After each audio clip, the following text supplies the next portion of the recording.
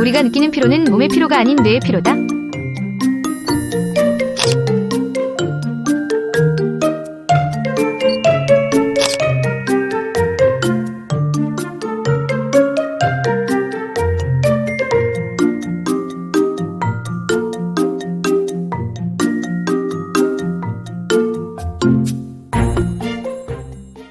안녕하십니까. 이번 시간에는 정말 뇌 피로의 정체를 아주 정확하게 밝혀야 될 시점이 온 것 같습니다. 여러분, 뇌 피로를 좀 뇌과학적으로 설명을 하면은 조금 어렵긴 하겠지만 교감신경의 과로 상태가 뇌 피로다, 이렇게 설명할 수가 있습니다. 여러분 알다시피 우리 신경계는 내가 마음대로 할 수 있는, 손을 흔들어 가면 흔들 수 있는 이런 신경이 있느냐면은 자율신경이 또 하나 있습니다. 이거는 내 명령을 듣지 않는 신경입니다. 그러니까 자기 마음대로 자기 리듬에 따라서 움직이는 신경이라 그래서 자율신경이라고 이렇게 이름을 붙여놨습니다. 근데 왜 인간에게 내 말을 듣지 않는 신경을 개통을 왜 만들었을까? 여러분, 자율신경은 우리 인체에 특히 이런 오장육부, 내장에 거의 분포되어 있는 게 자율신경입니다. 그러니까 이것은 내가 마음대로 할 수가 없으니까, 여러분 불안할 때 불안하지 말아라, 잠이 안 올 때 잠 좀 자자, 그래도 잠이 옵니까? 그거 되지가 않죠. 왜냐하면은 때로는 우리 인간이 굉장히 충동적으로 말 죽어버리자, 이런 기분이 들 때도 있습니다.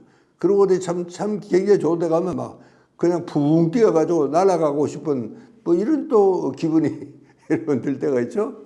그거를 너 미쳤너? 그러면 안 돼 하고 말리는 사람이 있어야 되는데, 여러분 자율신경이 지배하는 것은요, 내가 내 말대로 되지가 않고 자기 마음대로 자기 리듬에 따라서 움직이기 때문에 내가 혹시 나쁜 마음을 먹고 야 죽자 한다고 바로 죽게 내버려 두지는 않습니다. 그래서 우리 몸을 안전하게 지키기 위해서 있는 것이 자율신경입니다. 그런데 이 자율신경은 두 가지가 또 있어요. 하나는 교감신경이고 하나는 부교감신경입니다. 교감신경은 활동할 때 하는 것이 교감신경, 부교감신경은 우리가 쉬거나 잠을 잘 때 활동을 하는 게 부교감신경입니다.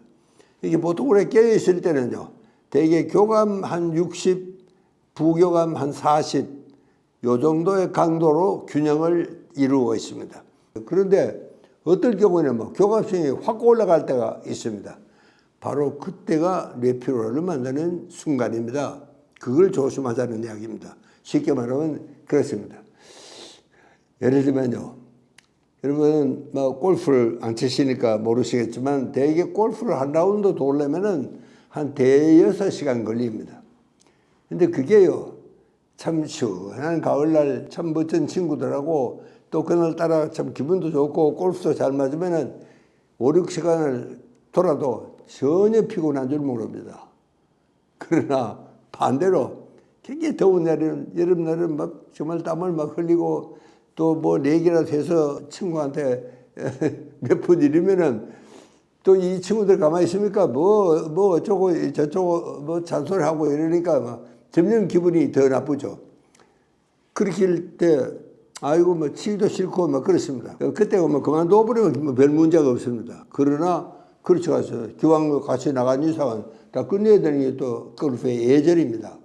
자, 그러니까 억지로 이제 하고 나면은 뇌 피로가 답니다. 그때 흥분되는 게 교감신경입니다. 그렇게 교감신경이 흥분이 된다는 것은 이 사람아 조심해, 그냥 그렇게 가면 안 돼, 무슨 문제가 생겨 하고 우리 몸에 경고 신호를 주는 굉장히 고마운 일을 하는 것이 교감신경입니다.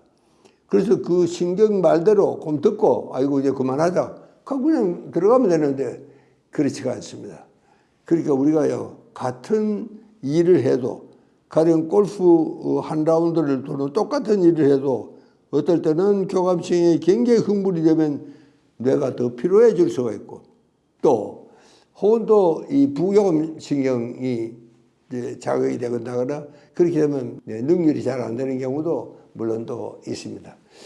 그러니까 이 세상 만사가 사실은 그렇습니다. 우리가 정말 잘 되는 날이 있고 안 되는 날이 또 있습니다. 그러니까 안 되는 날 억지로 하면 그 피로가 잘 되는 날에 비해서 훨씬 높아진다는 건 우리가 경험으로 잘 알고 있습니다. 그건 왜냐하면은 싫은 걸 억지로 하면 교감신경이 흥분되기 때문에 그렇습니다. 과로 상태에 빠지는 겁니다. 너무 교감신경이 오랫동안 흥분이 되어 있으면 과로 상태에 빠지게 된다. 그런 이야기입니다. 여러분 교감신경이 흥분이 되면 괜히 정말 화가 나고 누군가 싸움이라도 한데 정말 갈기고 싶고 흥분이 되기도 하고 그렇습니다. 여러분 가끔 아마 스포츠란에 보면은 유명한 테니스 선수가 얼마 전에도 바로 그런 일이 있었어요. 굉장히 정말 좀 뭐 1, 2등을 다투는 유명 선수가 이게 뭐 몇 번 정말 말도 안 되는 실수를 해서 그러니까 뭐 화가 얼마나 나는지 막 테니스 라켓을 땅에다 때려가지고 완전히 테니스 라켓도 못 쓰게 만들었어요. 그런 그 유명한 참 프로 선수도 뭔가 잘 안 될 때는 그때는 정말 교감신경이 극도로 흥분된 상태라 그렇게 생각할 수가 있습니다. 그게 뭔가 게임이 안 풀려. 지 마음대로 안 돼. 이거 이겨야 될 게임인데 이거 못 이겨. 예를 들면은 그런 경우가 정말 교감신경이 흥분이 되면은 우리가 화가 날 수밖에 없겠다. 그런 이야기 합니다. 자, 그러니까 도대체 이런 순간 이 선수의 뇌에는 어떤 변화가 일어나고 있을까? 첫째로 이제 피로감이 극도로 이제 쌓이게 이렇게 되겠죠. 그러나 사실은요, 그때 이 선수는 물론 저 테니스를 몇 게임을 치면 몸도 필요하겠지만 사실 더 중요한 것은 뇌가 필요한 겁니다. 이게 뇌가 필요하다는 것은 그동안의 교감신경이 지나친 흥분으로 인해서 과로 상태에 있다. 그러니까 이제 그때쯤 되면은 이게 이제 문제가 생기기 시작합니다. 그때 이제 그만둬야 되는데 실제로 뭐 여러분 테니스 시합하다가 유명 선수가 뭐 그만둘 수는 없잖아요. 그러니까 어떤 한계를 넘어가는 겁니다. 사실 우리가 뭐 운동을 다 참 즐겨 하는 사람들에게는 뭐 그런 고비가 다 있습니다. 누구나 다 경험을 했죠. 그러니까 여러분 문제는 우리가 절대로 평정심을 잃으면 안 됩니다. 평정심을 잃는다는 것은 교감신경이 지나치게 흥분이 된다는 뜻입니다. 그걸 우리가 잘 이해를 해야 되겠다. 그런 이야기입니다. 그러니까 우리 몸에는요, 항상성이라는 것이 있습니다. 그러니까 항상 컨디션이 같아야 된다. 그러니까 아까 내가 교감, 부교감 밸런스가 한 60대 40이라고 그랬죠? 그 정도로 유지가 돼야 되는데 이게 가령 교감신경이 막 한 80으로 올라간다든가 그래서는 안 되겠다는 겁니다. 그래서 우리는요, 생명의 기원이 뭐냐 하면은 항상성 유지가 굉장히 인간에게 중요한 하나의 본서입니다.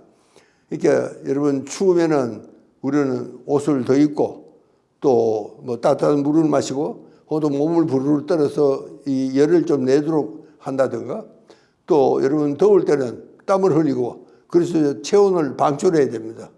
여러분 목마르면 물 마시고 배고프면 밥을 먹고 피곤하면 쉬고 이게 다 우리 인간은 항상 어떤 환경에 처해도 또 내 외적인 환경이 바뀌더라도 항상 일정한 이 밸런스가 유지가 돼야 된다. 항상 일정해야 된다. 그런 이야기입니다. 그렇게 만약에 우리가 이 항상성의 균형이 무너지면은 이게 건강에 문제가 생기고 더 나아가서 생명이 위험해질 수도 있다. 그런 이야기입니다.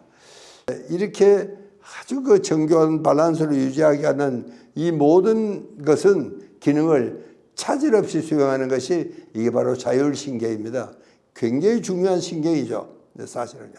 그러니까 특히 이제 교감신경이 흥분하거나 너무 혹사되면은 이게 엄청난 스트레스입니다. 그러니까 교감신경의 흥분이라는 말이나 스트레스라는 말이나 똑같습니다. 이제 그렇게 될 때는요, 저 자율신경의 사령부가 어디냐면은 이 뇌 속에 시상하부라는 곳이 있습니다. 그 뇌 한복판에 있죠.